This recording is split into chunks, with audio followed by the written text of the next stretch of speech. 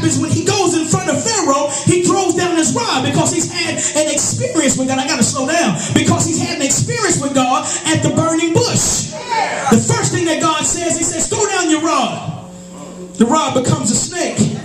And he tells Moses, which is crazy. Let me tell you something. He tells Moses something crazy. He said, grab the snake by the tail. Now, anybody who's from the country, some of y'all act like y'all ain't. Can you say amen? I grew up with some of y'all, so I might well stop fronting.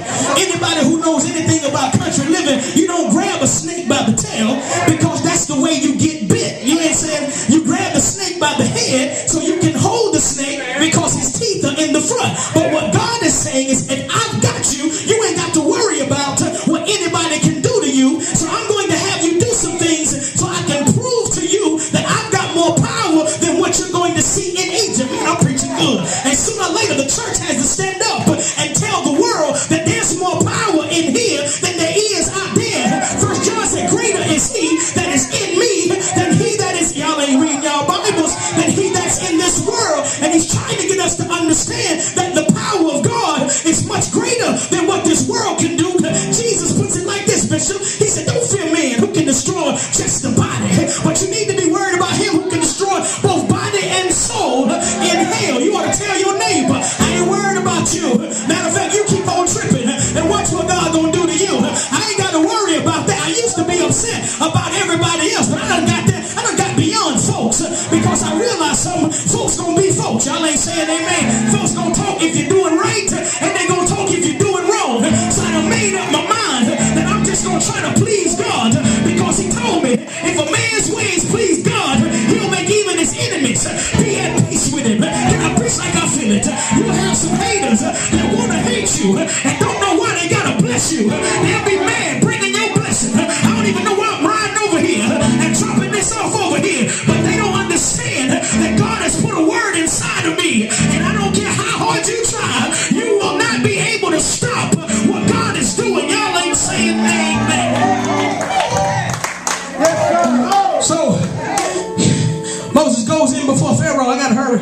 Give me 10 minutes and I'll be done. He goes in before Pharaoh and he tells Pharaoh, let my people go.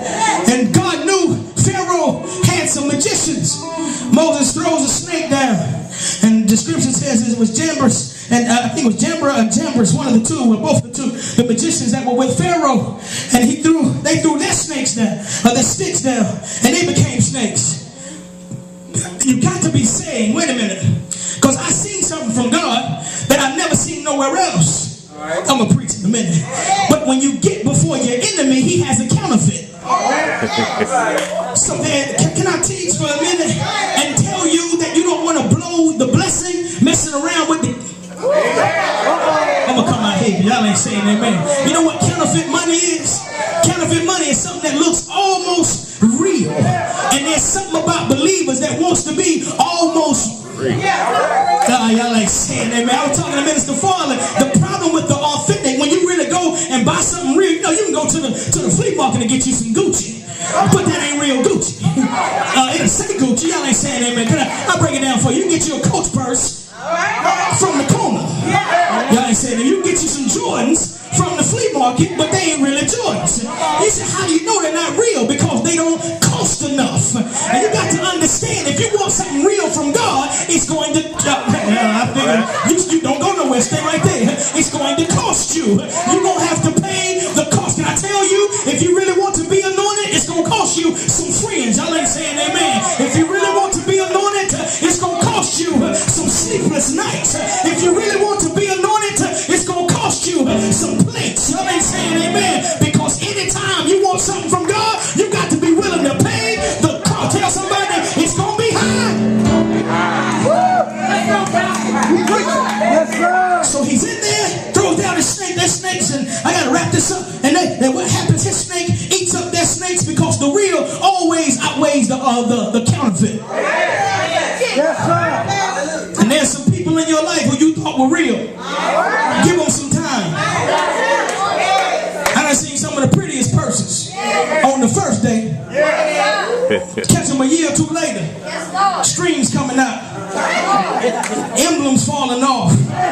And it's going to cost you more. It's going to cost you more trying to prop up the fake than it would if you would have just went and got the real.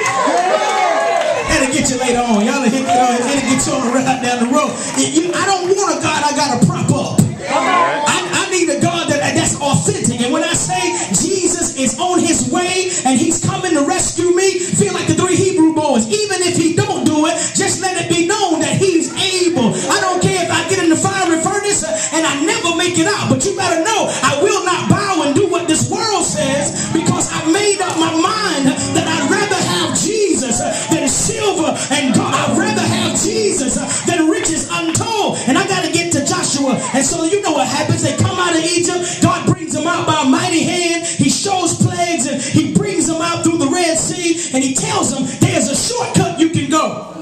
But I won't let you go because you can't fight. You ain't never had to fight. You've been slaves.